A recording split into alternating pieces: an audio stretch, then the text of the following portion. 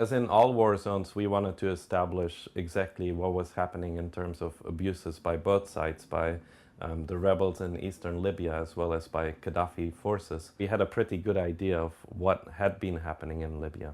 And one of the recurring stories that we heard about was about this execution which had happened in the eastern city of Benghazi all the way back in 1984, where a show trial had taken place and then a group of men had been hung in public. There was a man named Idris who used to come to our hotel every day. He was a very successful businessman in the city of Benghazi. And he had a packet of prints, black and white prints. I was with a photographer called Tim Hetherington, who later died in Misrata 2 weeks later. And we realized that they were prints of Qaddafi that had been used for various propaganda reasons. And he said that he had gone into the headquarters of one of the security services while the building was being ransacked and being burned, and had removed as much as possible documents and videos and negatives and prints. What he had come to show us was just a tiny fragment of what he had collected.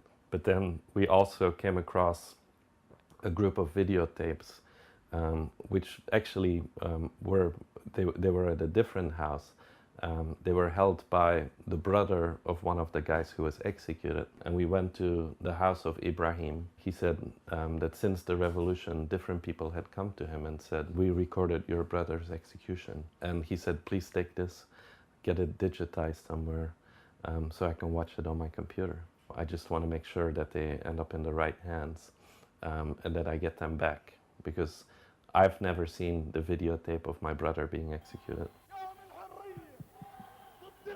This is the audience. A lot of them were children. It's at a basketball stadium. And they were school children who were told to come attend this hearing, but they didn't know what was going to happen. They're just clapping and shouting revolutionary slogans.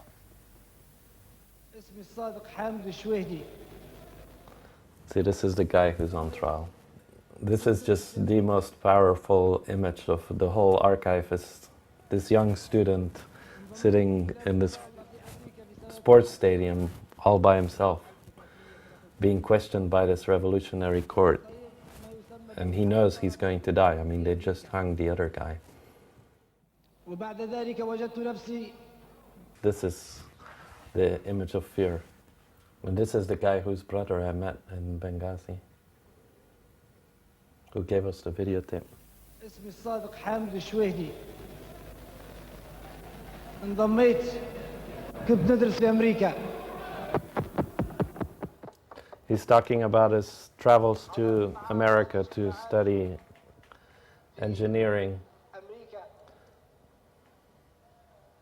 and who he met in America, how he became involved with people in opposition to Qaddafi. انضميت لكلاب الضالة في أمريكا في سنة 81.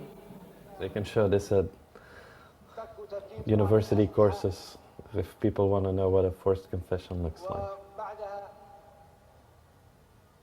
See the woman who just stood up here in the green? This is Huda, the executioner, trying to get the crowd more excited. She's right here in the middle.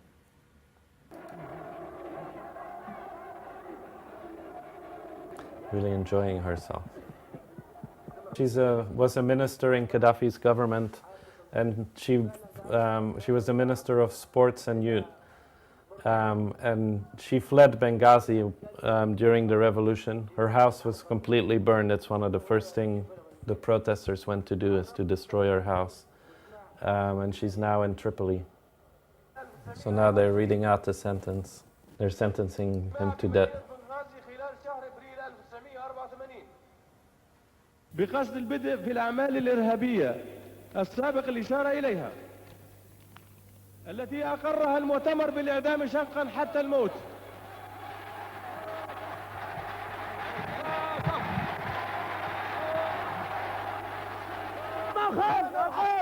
في الميدان، في الميدان.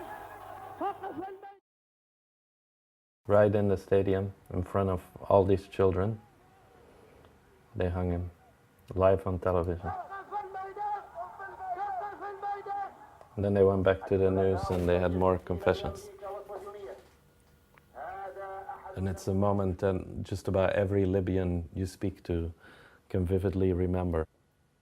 This is all the film, and you can see what kind of condition. Some of these haven't even been opened yet. I mean, there's two aims. One is for us to analyze it for any evidence of human rights abuses, but then we also want to help preserve it for the Libyan people. The archive we found has materials from many different eras. For example, this picture is a picture of King Idris, the last king of Libya before Gaddafi carried out his coup, arriving in Benghazi. And what's interesting to note in the picture is the flags, because these are the flags which the revolution in eastern Libya has now adopted as the flag for the new Libya. And this is one of the first pictures of Gaddafi arriving in Benghazi. Obviously a very different era from what was to become of the Gaddafi era. There's Gaddafi. This is Minister Yunus, former defense minister, now with the rebels. These show a very important meeting between Gaddafi and President Nasser of Egypt. Nasser was the hero of Gaddafi, seen as kind of the guiding light of Arab nationalism, and Gaddafi really saw him as his hero. And after Nasser died, Gaddafi tried to adopt the mantle of Arab nationalism, but was rejected by a lot of the other Arab leaders. So Nasser's visit to Libya was a very important moment. Here Nasser's telling a joke, it seems. This is one of my favorite series. It shows a young Gaddafi with his shoes off on the beach, reading some documents while surrounded by a group of other revolutionaries. This must be very early on, and they're probably some of the most informal pictures I've seen of Gaddafi. Here's Gaddafi praying by himself on the beach. I mean, any state has massive archives which aren't necessarily open to the public. Sure had a sense of style.